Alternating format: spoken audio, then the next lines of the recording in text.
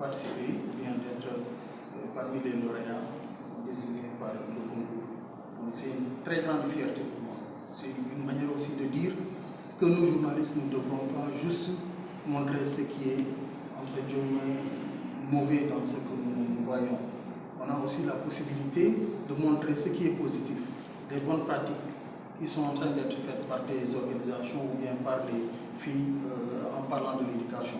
Donc mon reportage était surtout axé sur les filles qui fréquentaient les séries scientifiques.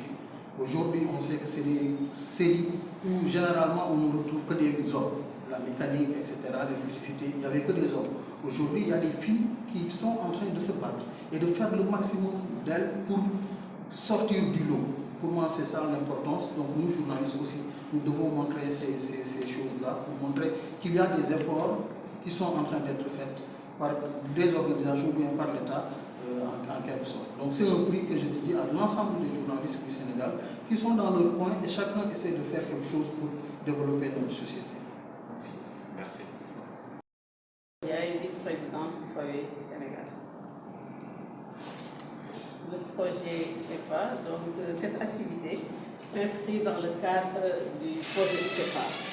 Le projet IFEFA est noué par FAWE Nairobi en partenariat avec le ministère des Affaires étrangères et du développement de la France.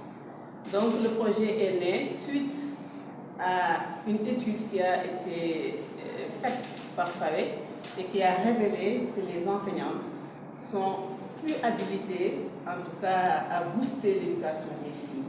Parce que ce sont des mères, ce sont elles qui connaissent les réalités, surtout des filles, et elles pourront contribuer à l'accroissement de leurs compétences et surtout les aider à l'avenir à devenir des citoyennes capables, en tout cas, de participer au développement du pays. Le projet a été vraiment innovant, mais également a été fructueux dans la mesure où il y a un paquet de services qui a été offert aux filles, mais également aux enseignantes.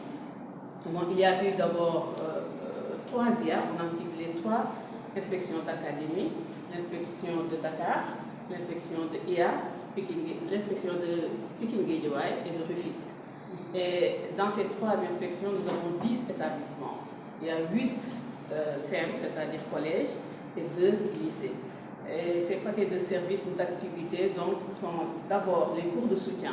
Les cours de soutien dans les matières scientifiques, parce qu'aujourd'hui, on a constaté que les élèves, d'une manière générale, surtout les filles, désertent d'une manière vraiment criarde les filières scientifiques.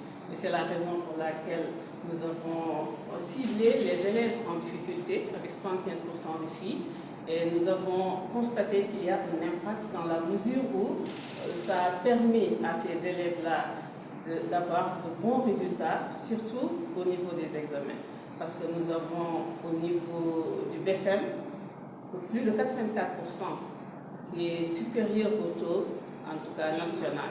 Il y a également pour le bac plus de 60%, là également c'est supérieur au taux national. Donc c'est pour montrer combien ces cours-là sont importants. Et à part ces cours, il y a les formations en TUSEME.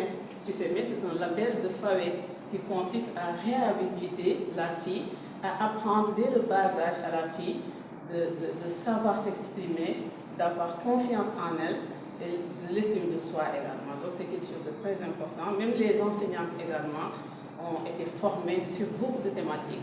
Il y a eu le leadership, il y a eu les droits humains, la négociation, avec également l'informatique, Google Classroom, Google Form.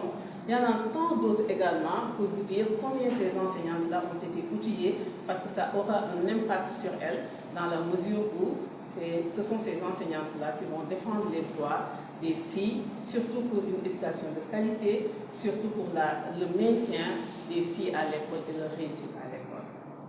Voilà, il y a également les clubs du SEMEN. Ces clubs-là, ce sont des cadres d'échange qui permettent aux filles de s'exprimer parce que là, il y a un réel problème. Les filles sont toujours timorées quand elles parlent, contrairement aux garçons. Donc, c'était dans le but de les booster, de développer le leadership chez elles. Et en dehors de cela également, les enseignantes ont créé un réseau de femmes enseignantes qui sert de partage. Donc on partage les bonnes pratiques, on partage les leçons apprises. Donc tout cela, c'est quelque chose de très très important. Mais dommage que le projet s'achève. Et pour revenir à votre question, les perspectives, ce qu'on veut, c'est surtout pérenniser les bonnes actions.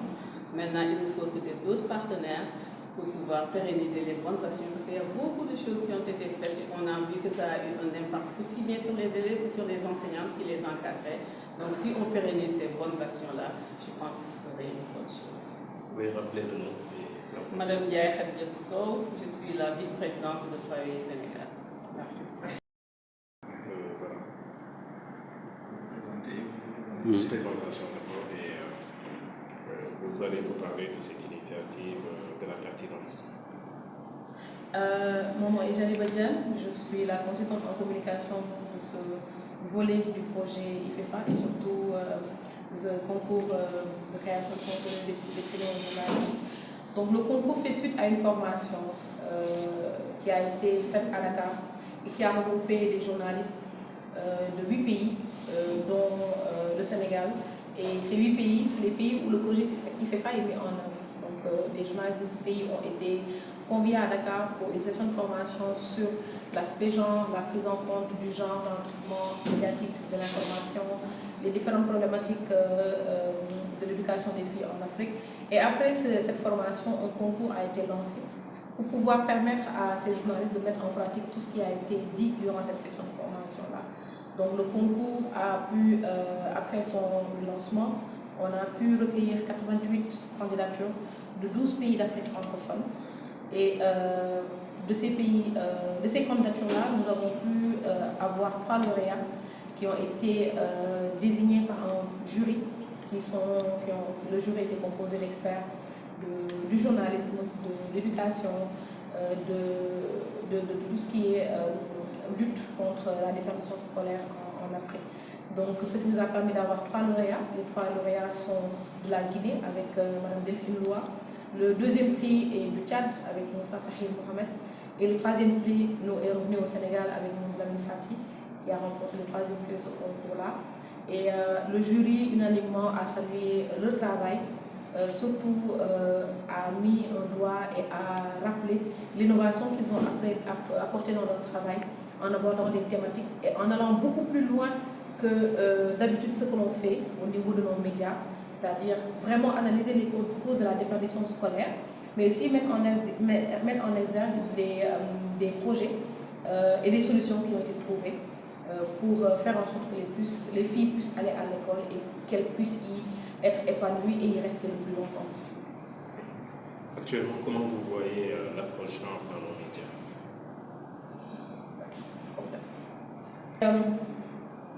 Des choses sont en train d'être faites. Il y a énormément de choses qui sont en train d'être faites, surtout avec l'appui des ONG. On voit ce que FAWE fait avec les médias au Sénégal. Il y a l'approche genre qui est de plus en plus étudiée dans les écoles de formation aussi et qui est de plus en plus l'objet de formation, de renforcement de capacités qui permettent aux journalistes d'avoir cette approche-là dans le traitement médiatique sensible au genre et surtout le fait de pouvoir aborder la question des femmes et des filles dans nos médias. Donc nous avons déjà cet amorçage-là, ce début. Il reste énormément de choses à faire, bien sûr. Nos médias sont, comme je dis souvent, un couteau à double tranchant. Ils peuvent être très très très utiles dans nos plaidoyers pour une bonne visibilité des femmes, des filles, et pour pouvoir parler des problématiques qui touchent les filles et les femmes. Mais le revers de la médaille, c'est qu'ils peuvent être aussi les terrains où tout ce qui est femme est mal perçu, mal jugé et mal analysé. Donc il faudra continuer à former ces journalistes-là. Il faudra que dans les curricula de formation, on continue à y insérer cet aspect genre-là. Mais dans les renforcements de capacité, souvent les ONG, les organisations comme le FAWE ont des partenariats avec des réseaux de journalistes qui leur permettent de faire des sessions de renforcement de capacité.